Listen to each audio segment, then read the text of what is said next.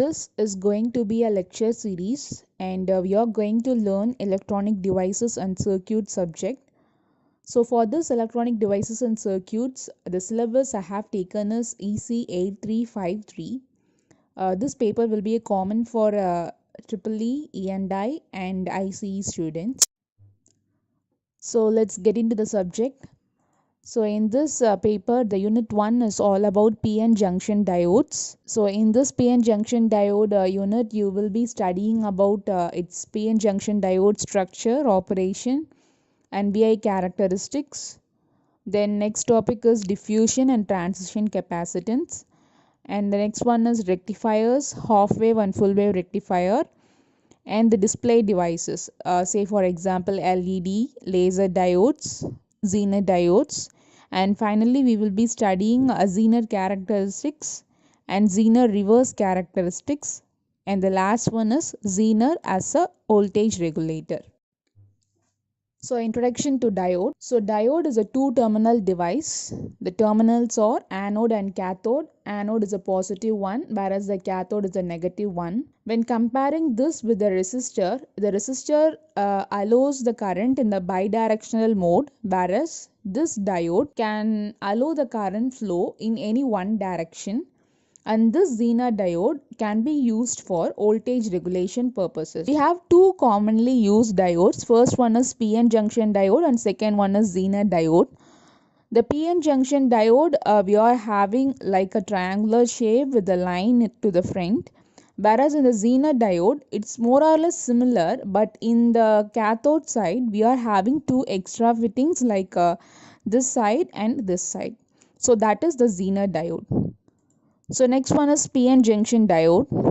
So before getting into the topic, we have to learn a few technical terms which we are going to use throughout in this paper. So the first technical term is diffusion. Diffusion is a tendency for the free electrons or the holes to move from one end to another across the junction. Okay, so either the holes can crosses the junction to move towards the n-type, or else the electrons from the n-type can move towards the p-type. That process is called as diffusion process. And second one is doping. Doping means addition of impurities. And the third one is biasing. Biasing is applying an external DC voltage to any electronic device. That is called as biasing. So when it comes to the biasing, it is classified into two types. One is forward bias and another one is reverse bias. So here comes the introduction to PN junction diode. So in a piece of semiconductor material, one half is doped with p-type impurity and another half is doped with n-type impurity. So there it forms a PN junction diode. So see this diagram. This white one represents holes, whereas this orange one represents the electrons. So in p-type, the majority carriers are holes and minority carriers are electrons, whereas in n-type, the majority carrier are electrons and minority carriers are holes. So we already know that there is a tendency for free electrons to diffuse over from p side to n side. So that process is called as diffusion process. So this is a diagrammatic representation of p-type and n-type semiconductor. So here the positive sign represents the holes and negative sign represents the electrons. And we have two more concepts like acceptor ion and donor ion. So donor ion means when this electron moves towards the p-type semiconductor, it recombines with the holes over there and it becomes a positive sign. So that is called as donor ion. Whereas this semiconductor, which accepts the electrons from the n-type semiconductor, then it becomes an acceptor ion. So this is a diagrammatic representation of PN junction. So just to indicate this, I have mentioned this diagram. So as the free electrons move across the junction from n-type to p-type and the donor ions become positively charged, here there is a positive charge built across one side of the junction and a negative charge is established in the p-side junction. So the next concept is potential barrier. So the other name of potential barrier is junction barrier, diffusion potential, or else the contact potential. So the immobile ions near the junction of p-type and n-type, so it forms a potential barrier that consists of immobile ions. On the negative charge on the p side prevents the further diffusion of electrons into the p side. Similarly, the positive charge on the n side repels the holes crossing from p side to n side. Thus, a barrier is set up near the junction which prevents the further movement of charge carriers. As a consequence of the induced electric field, an electrostatic potential difference is established between the P and N junction, which is called as potential barrier. Thus, there is a formation of immobile ions across the junction, and that is called as our depletion region. So the potential barrier of silicon is 0.7 voltage, whereas for germanium it is 0.3 volt. So next one is we are going to see biasing operation, that is forward bias and reverse bias for this PN junction diode. So let us take this diagram. So this diagram consists of immobile ions near the junction. So when I am going to apply the positive terminal of the battery to p-type semiconductor and negative terminal to the n-type semiconductor, so the bias formed is called as a forward bias. So when a positive charge is connected, the applied potential with the external battery acts in opposition to the internal potential barrier and it disturbs the equilibrium. So because of that, the applied positive potential repels the hole in the p-type region so that the holes move towards the junction, and the applied negative potential repels the electron in the n-type region, so the electron move towards the junction. Due to the negative ions in the p region and positive ions in the n region decreases, therefore the width of the depletion region is also reduced. When the applied potential is greater than the internal potential barrier at a particular value, the depletion region becomes more narrower and at a certain point it disappears. So when I am applying a forward bias voltage, what is going to happen?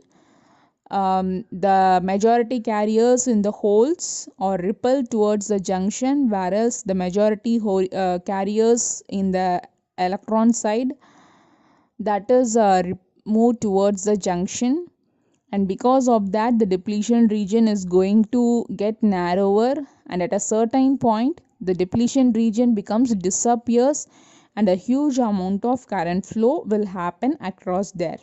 The next one is reverse bias condition. In this reverse bias condition, the majority carriers in the p-type semiconductor is attracted towards the negative terminal, and the majority carriers in electrons in the n-type, that is attracted towards the positive terminal. Hence, the width of the internal batteries increases, and thus the electric field produced by the applied reverse bias is in the same direction as that of the electric field of the potential barrier. Hence, the resultant potential barrier is increased, which prevents the flow of majority carriers in both the direction. So when reverse bias is compared in the case of ideal and practical, so ideally the current through the diode should be zero in reverse bias, but practically there is a few current flows across the diode, and that current is called as leakage current. So let us consider the working demo of PN junction diode. The electrons from the N side get attracted towards the holes of the P type, and these electrons cross over the junction and recombine with the holes, and that process is called as diffusion. This process of recombination continues for some time but remains restricted near the junctions only. As the free electrons and the holes get depleted from the region near the junction, this region is called the depletion region. The depletion region contains the negative ions on the p side and positive ions on the n side. These ions are immobile. The motion of the electrons does not stop immediately after the formation of depletion region, but they cross the junction and it gets repelled by the negative ions on the p side. At this point, the motion of the electrons stopped. These charged ions develop an electric field in the depletion region known as junction potential. The junction potential restricts the electrons from crossing the junction further. When external voltage is greater than the junction potential is applied to these electrons, they overcome the opposition of junction potential. The process of applying an external voltage to the electronic component is called as biasing. So bias means pick up the inclination towards a particular side. So the diode is inclined or biased either in the forward side or else in the reverse side.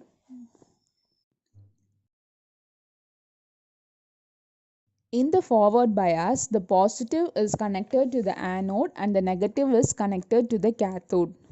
So the positive potential repels the holes towards the junction, and similarly the negative potential repels the electron towards the junction.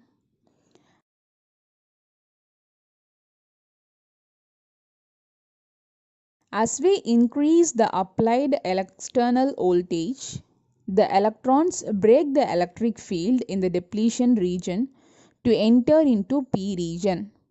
As we increases the voltage greater than the potential at the junction, the electrons of the N side attains enough energy to move towards the P side. Thus, the electrons move from cathode to anode, setting up the flow of current from anode to cathode. This mode of operation is forward biased and the current is drift current.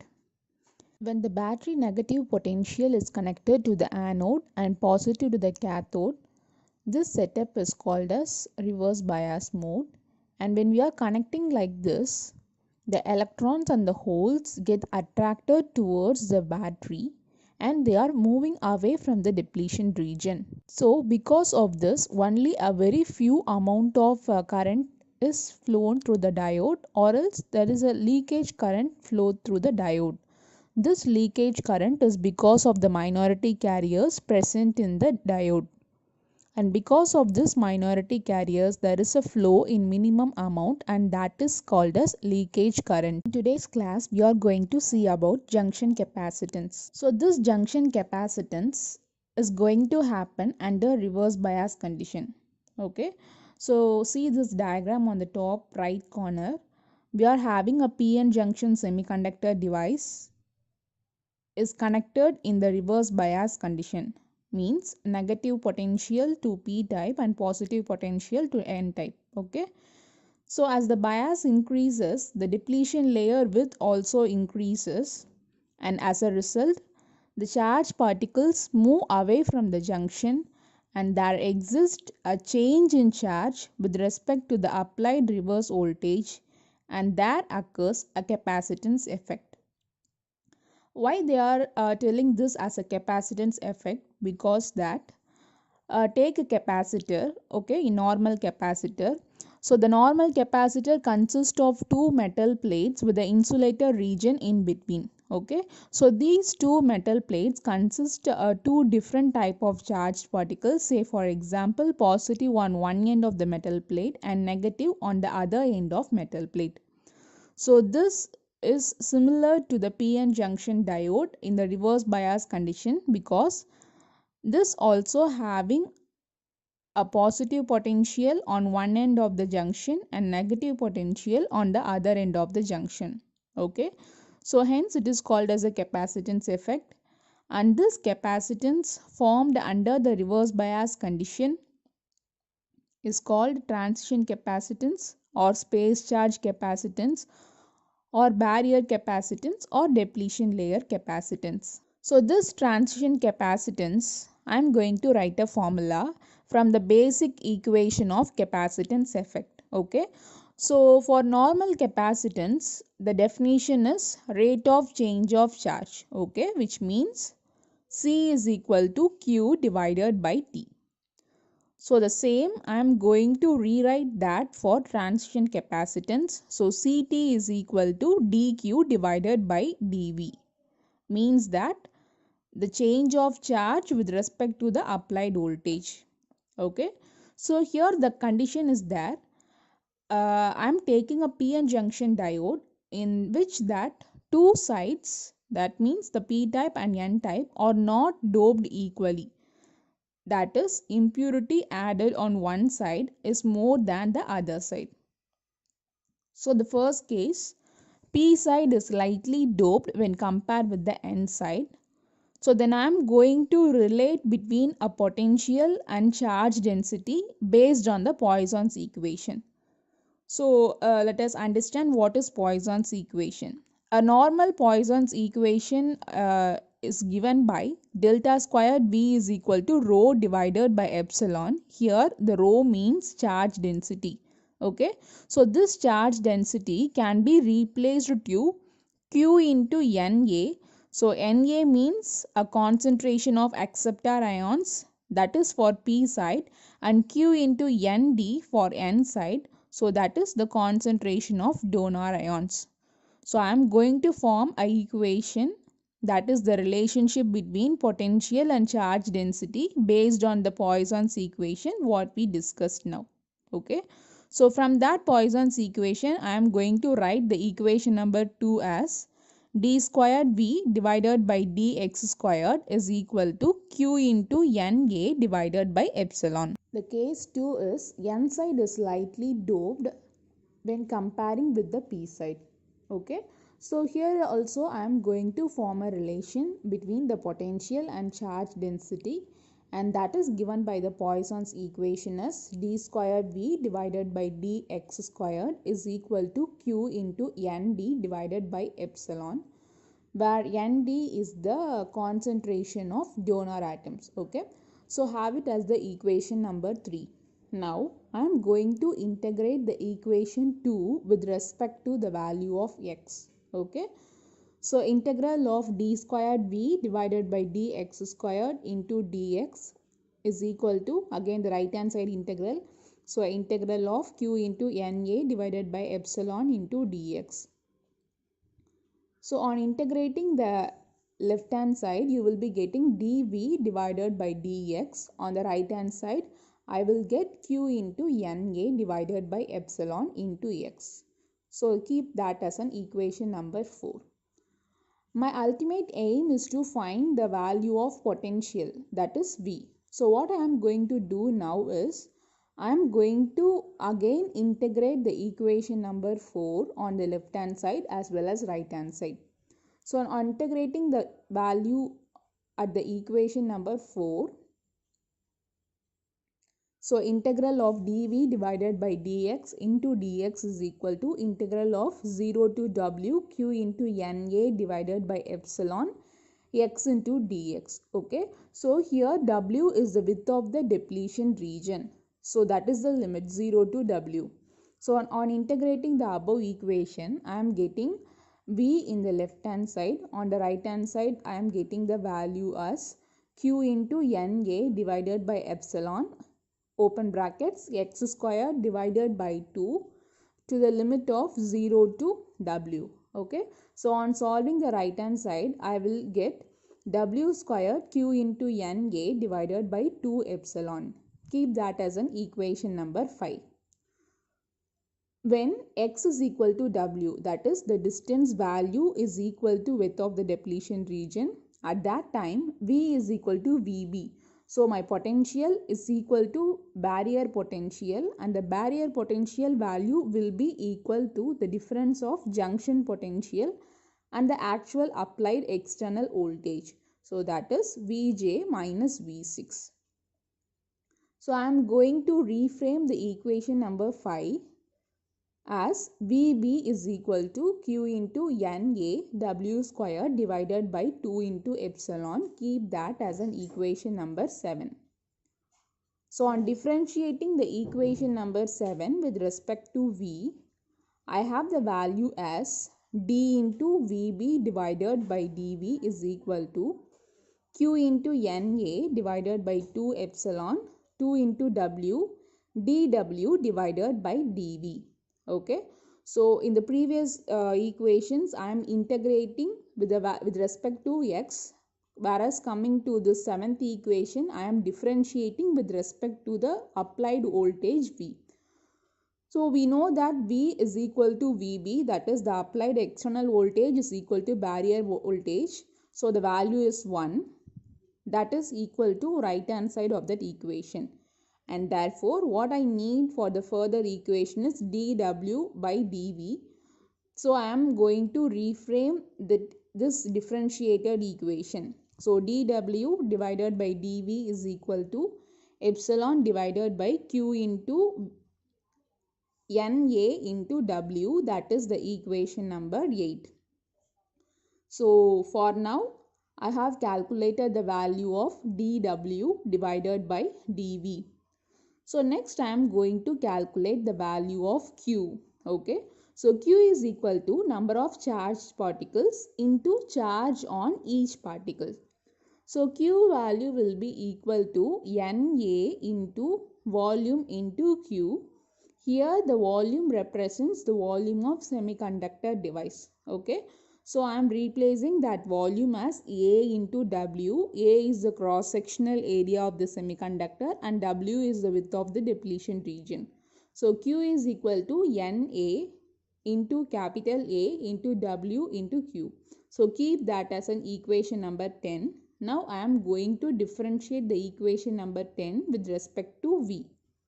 So dQ divided by dV is equal to Na into capital A into Q into dW divided by dV. So I have already calculated the value for dW divided by dV, that is in equation number 8. Now I am going to substitute the equation number 8 in equation number 11. So I will be getting the value as epsilon A divided by W. That value will be equal to dQ divided by dB. From there, that value is equated to my transition capacitance CT. Okay. So finally we got CT is equal to epsilon A divided by W, where W is width of the depletion region. So from this equation we came to the inference that as the reverse bias voltage increases, the width of the depletion region increases, but the transition capacitance is going to decrease. Today's class we are going to see about diffusion capacitance. The term diffusion means either the electrons or else the holes can move from n-type to p-type and p-type to n-type, and it crosses through the junction. Okay, so this is called as diffusion. So this diffusion capacitance effect exists when a PN semiconductor device is connected in forward bias. Okay, so the capacitance that exists in forward bias condition is called as diffusion capacitance. We all know a common definition for this capacitance. It is rate of change of charge. Okay, so I am going to replace that for the diffusion capacitance. So in this case, the charge is stored on both the side of the junction and it varies with the help of applied potential. So now the diffusion capacitance CD, that will be equal to rate of change of injected charge with the applied voltage. So that can be written as CD is equal to dQ divided by dV. That is my equation number 1. Now I am assuming that a p-type material is heavily doped when compared to n-type material.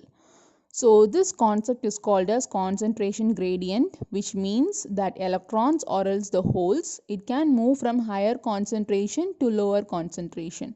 So here the current across the junction is only by the holes that is moving from p-type to n-type. So I is equal to IPN of 0. This is my equation number 2.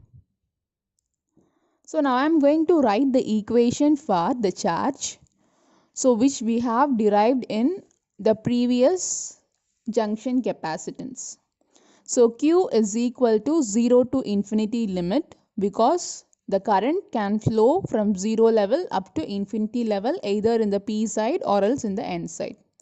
So A is my cross sectional area, E is my charge of electrons or holes, P n of 0. So this term is the equilibrium hole concentration on the n side and e power minus x divided by Lp into dx. So e power minus Lx divided by Lp is the total number of holes on the entire diode. So we need for x dependencies. Now I am going to apply the limit from 0 to infinity. So from that equation I am taking out all the constant term outside. So Q is equal to AE P to the sub n of 0 in open brackets e power minus x divided by Lp divided by minus 1 divided by Lp with a limit range of 0 to infinity. So when I am applying the limits, I am getting the Q value as Q is equal to LPA E into Pn of 0. This is my equation number 4. Now I am going to substitute this equation number 4 in the first equation, which is the basic equation for the diffusion capacitance. So CD is equal to, in the place of Q, I am applying the fourth equation. So d of Lp AE Pn of 0 divided by dV. So in this also I am going to take the constant term outside. So AE Lp dPn of 0 divided by dV. This is my equation number 5. So from the diode current equation, the diffusion hole current in the N side is given by IPn of x is equal to AE dP Pn of 0 divided by Lp into e power minus x divided by Lp. This is the same term which we have written for Q in the previous slide. So where dP is diffusion constant. This we have studied in diffusion current itself. Okay. So now I am going to replace the x is equal to 0 in the equation number 6. So I am getting the equation IPn of 0 is equal to AE dP Pn of 0 divided by Lp. Now I am going to substitute this seventh equation in equation number 2. So equation number 2, I have I is equal to IPn of 0. Now I have IPn of 0 in my seventh equation. So right away you can substitute it. So I have the value of I as A into E dP Pn of 0 divided by Lp. This is my equation number 8. So I am in need of Pn of 0 value. So I am going to rewrite the 8th equation as Pn of 0 is equal to I into Lp divided by AE into dP. This is my equation number 9. Now I am going to differentiate the equation number 9 with respect to my voltage value. So dPn of 0 divided by dV is equal to, now also I am going to take the constant term outside first. So L into P divided by AE dP into di divided by dV. So here the term di by dV is equal to G, which is my diode conductance. So now I am going to replace this equation with the diode conductance value.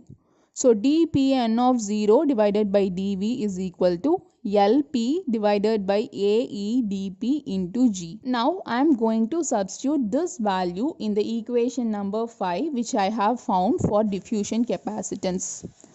So CD is equal to AE Lp, again Lp term, into G divided by AE dP. So that is equal to Lp squared into G divided by dP. So this is my equation number 10, and here it comes a new equation, that is the lifetime of hole. This can be represented by using the term tau. Now tau is equal to Lp squared divided by dP. This is my equation number 11. Now substitute this equation number 11 in equation 10 we will get CD is equal to tau into G. This is my 12th equation. Now the conductance of the diode G can also be written as I divided by eta into Vt. Now substitute the value of G in the 12th equation. So CD is equal to tau into I divided by eta into Vt. That is my equation number 13. From this equation, we can understand that the diode capacitance is directly proportional to my current. So CD increases exponentially when I am applying a forward bias to PN junction diode. Now we are going to solve a problem. Calculate the diffusion capacitance for a silicon diode with the 15 milliamps forward current if the charge carrier transit time is 70 nanosecond. Okay. So here the solution is, first we are going to write the given part, that is the charge carrier transit time tau is equal to 70 nanoseconds, which is 70 into 10 to the power minus 9, and the forward current I is equal to 15 into 10 to the power minus 3. We already know that the eta value for silicon diode is 2. So the thermal voltage is 26 millivolt. Now I am going to calculate the diffusion capacitance. We have the formula tau into I divided by eta into Vt. Substitute the values and we will be getting the answer like 20.19 nanofarads. Thank you for watching.